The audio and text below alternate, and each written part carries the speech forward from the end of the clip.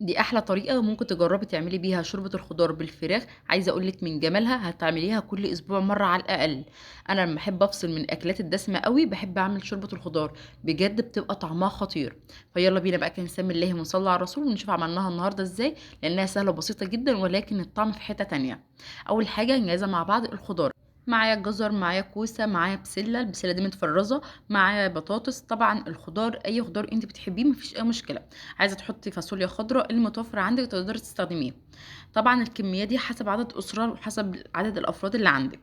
انا عملت الكميه اللي متوفره معايا ودلوقتي كانت جاهزه. في الوقت ده معايا حله كده على النار، هنزل بمعلقه كده من السمنه او الزبده المتوفره عندك، ومعاهم كمان معلقه كده من الزيت، وارفعهم على النار.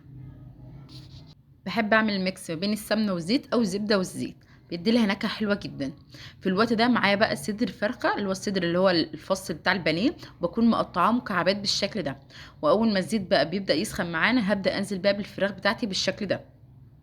بعد ما نزلت بقى بالفراخ كلها هبدا اشوحها تشويحه كده محترمه مع السمنه بقى والزيت، لغايه ما تاخد لون كده وتلون من كل ناحيه وتغير لون. هبدا اضيف بقى بصلايه كده متقطعه مكعبات صغيره او مبشوره، وادي لها تشويحه حلوه جدا.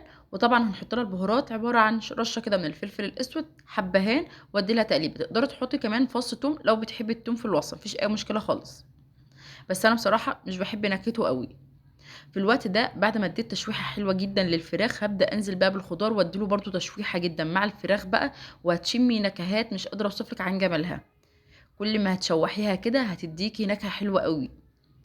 هنحط البهارات بتاعتنا. البهارات مفيش اسهل ولا ابسط من كده. حطيت الملح، حطيت رشه من الفلفل الاسود، رشه كده من السبع بهارات وبس كده، ورشه كمون صغيره. وهبدا انزل بميه سخنه واسيبها بقى واغطيها كده تغلي مع نفسها. وعايزه اقولك هتاكلي احلى والذ طبق شوربه خضار مش هتدوقي في جماله. بجد النكهه بتاعه الشوربه اصلا لوحدها في حته تانية. الخضار مستوي جدا، الفراخ طبعا كانت فظيعه، مش محتاجه تحطي لا مرقه ولا اي حاجه، هي المرقه منها فيها.